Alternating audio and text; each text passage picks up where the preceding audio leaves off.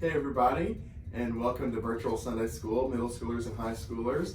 I'm so glad you can be a part of this journey where we keep on seeing the gospel interwoven between the New Testament and the Old Testament and how that applies in our lives. And so we've been still in Genesis and bringing in the New Testament as well. And this time we're in the story of Jacob and Esau. And so Jacob and Esau are the grandsons of Abraham, right? There's Abraham, and then Isaac, and then Jacob and Esau. And so in the story, we see some of the similar themes that happen with Abraham, but just in a different way. But so God had promised Abraham that he would have innumerable descendants, and then the world would be blessed through one of them, which was Jesus, right? But we also saw in his story that him and his wife Sarah, eventually, after waiting on God for a long time, tried to take God's work into their own hands. And it didn't turn out too well, but God's promises are still kept because he won't break his promises based on us. And then so eventually they had Isaac, and then Isaac had Jacob and Esau. So we see some similar things about not waiting on God and being impatient, taking God's work into your own hands in this story as well, but God's promise is still being kept. And so, a little background, we're going to be in Romans 27, Genesis 27 and then Romans 8, and I'm going to give you a little background before Genesis 27 about Jacob and Esau right here. And so, if you want to go ahead and turn to 27, I'll read a verse out of 25, and then we'll get there. And so Isaac was 40, he married Rebekah. They were having trouble having kids like his parents. And then eventually they had two kids. They conceived two kids. And this is what it says. It says, 2 nations are in your womb. 2 peoples from within you shall be divided. The one shall be stronger than the other, and the older shall serve the younger. And so it said they wrestled in the womb. Eventually they were born, and they were very, very different from each other. And it said that Jacob favored Esau and Rebekah favored Isaac. It says, Esau was a hunter. He was a man in the field. He liked to be outside. He would bring game, food back. It said Isaac would like to stay in the tent. He was quiet. I envision him as just liking to soak knowledge up and reading scrolls inside, those kinds of things. And so that's kind of where we're at in the story. That's the difference between them two. And we'll see kind of how that causes struggle later. And so we're going to be starting in 27. There's a lot there. But, if we think back to Abraham and his wife Sarah, they were in their 90s when they had Isaac. I'm sure they probably told that story a few times. I'm sure Isaac heard it many times. And my question to you guys would be, do you think hearing his father's story about having trouble having kids, but also knowing God's promises, helped Isaac also have faith in God that he would have a son one day? I think it would. Seeing people around us struggle with similar things and seeing God still work, I know it helps me and encourages me. And so, why do you think it told us in the Bible that one parent favored one child and another parent favored another child? Probably come in play later in the story, and so it's important. But we also see that our heroes of the Bible, these people that we hold to be strong in their faith, we also see them as not being perfect, right? It's not right to love one kid more than the other, but we still see that, okay? So we see the Bible being accurate because these people are still presented with their fault. They're still people. They're not perfect. And so I think it's another way to show us that the Bible is true and accurate, right? These people are perfect. And so in verse 25 of 25, God's promise to Rebekah is that he would fulfill his promise to Abraham through Jacob, right? So eventually he has the kids, and that promise is through Jacob, right? And so that's something that they get impatient about. So let's go on to 27. So I'm going to paraphrase this first part, and then we'll read the last part of 27, okay? And so Isaac was old now. I don't know if he was on his deathbed, but he was dying. He was there. He was very old age. And he said to his son Esau, he said, go out into the field, hunt down an animal and bring it back for food. I want one last good meal. You know how to cook it. You know what I like. And I want to bless you, right? And so that's what happened. He went out, and I don't know how long these hunting trips take, but apparently it took longer than what happens here. So Isaac's wife, Rebekah, heard what Jacob said to Esau. And, Rebekah wanted Jacob to have his father's blessing, right? And so Rebekah told Jacob to go kill an animal from the field, bring it back, and I'll cook it the way your father likes it. And we'll dress you up to feel like you're hairy, like your brother, and we'll basically steal your father's blessing from Esau, right? So that's what's going on here. And eventually, that's what happened. He brought it back. Isaac was slightly confused, but he said he couldn't see very well, and so he felt his son and thought it was Esau when it was actually Jacob. And so that's what happened.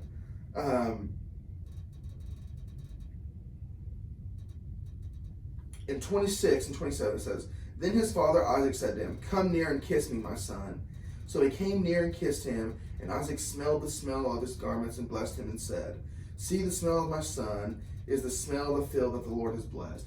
Because he tried to make his arms hairy with some kind of wool and tried to dress up like his brother, and so he smelled like his brother and those kinds of things. And so Isaac believed that this was Esau, even though he said, wow, that was quick. And we see that somewhere in the passage that when I was paraphrasing, but that's what he said. That was a quick hunt. And so Jacob's response to his mom wasn't, I shouldn't be stealing Dad's blessing. We should wait on God. Trying to steal the blessing of Esau is sinful. He didn't say anything to those things. Instead, he just decided to wait and see, what was going to happen. If he followed through with what Rebekah was asking him to do, he went through the plan even though he knew it was sinful. So do you think it would be hard for you to rebuke a parent or a close friend? Now, I know rebuke is pretty negative connotation, but, that just means pointing out sin, especially when it's you being asked to sin. Could you point that out? Could you be like, no, I'm not going to do that? I hope I could. I hope we could. But we don't see that from Jacob right here. And so there was a lot of lying, a lot of deception in this story. They planned it out. They planned it out so he would look and smell basically everything but sound like his brother Esau, so they could steal his blessing. So they were planning out this master plot. They actually pull it off. But the whole purpose was for Isaac to get his father's blessing, which they decided to do something to sin, to be deceitful, and not see what God was going to do in their lives, even though God had promised the blessing through Jacob too. The thing about a blessing during this time and in this culture is that it was more than just a wish. It wasn't just like, go and be happy, right? It came with Isaac's wealth and power and authority, right? But it was also Isaac's spoken word that, just like God's promises, it's something that should be unbreakable, right? It should be a promise. He couldn't just unbless Jacob when he blessed Jacob with these things. And so that's what happened. Jacob deceived his father and got his blessing. And so we'll start read. I'm going to read 28 and 29 right here. It says, "May God give you the dew of heaven and the fatness of the earth and plenty of grain and wine. Let the people serve you and the nations bow down to you, and be Lord over your brothers. And may your mother's sons bow down to you. Cursed be everyone who curses you, and blessed be everyone who blesses you." We'll switch forward. So that was his blessing. That was Jacob's blessing, supposed to be for Esau.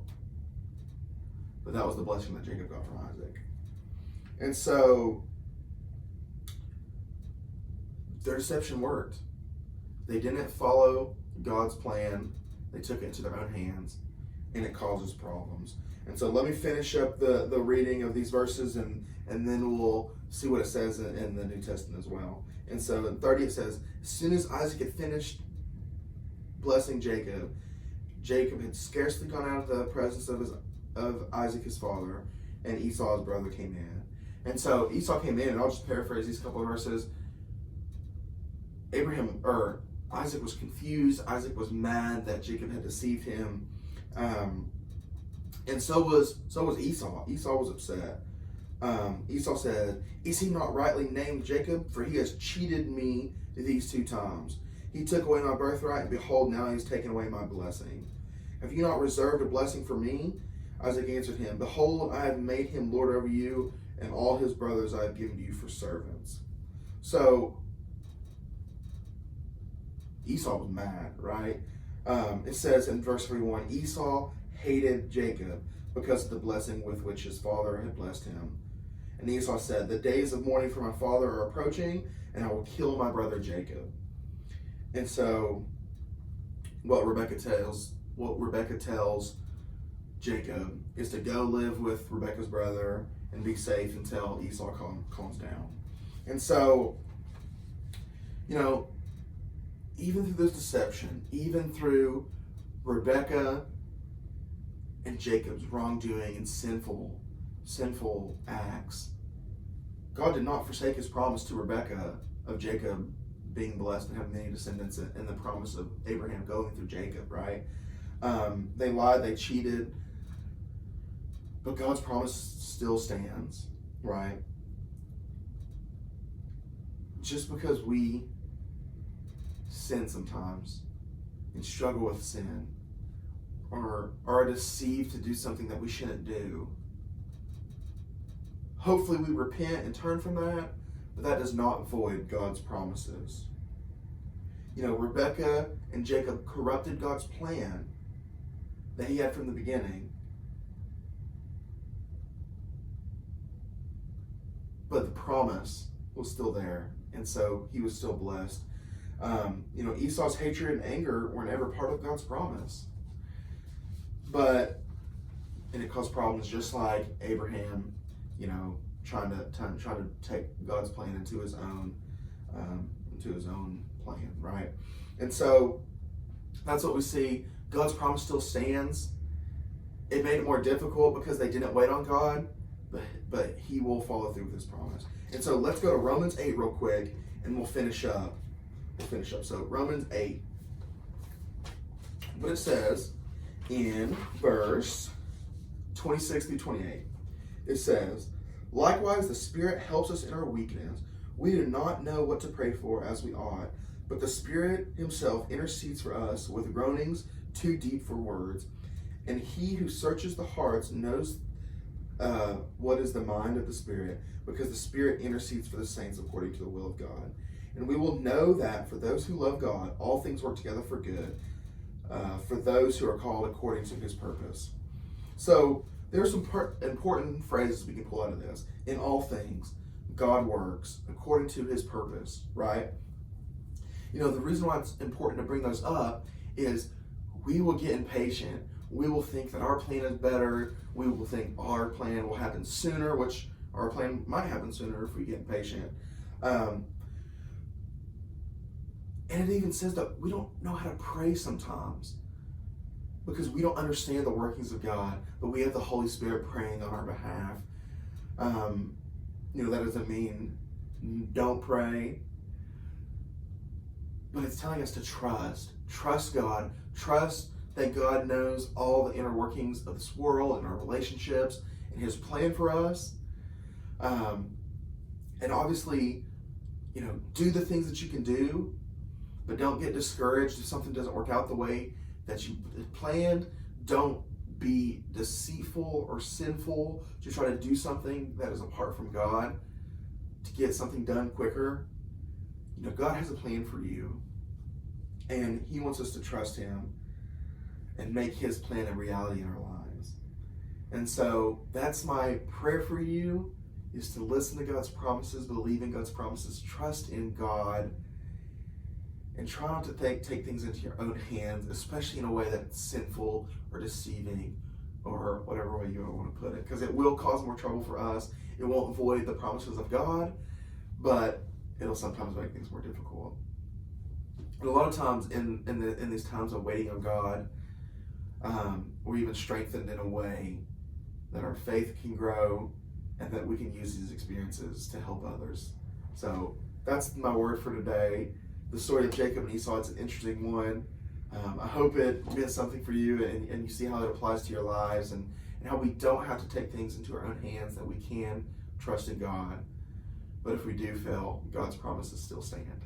So that's all I got for you today. I love you guys, and I hope you can keep coming to the stuff that we do. Hopefully we can see some new faces, or some faces we haven't seen in a while. We are social distancing and wearing our masks. So we're doing it as safe as we can. So I love you guys, and I'll see you later.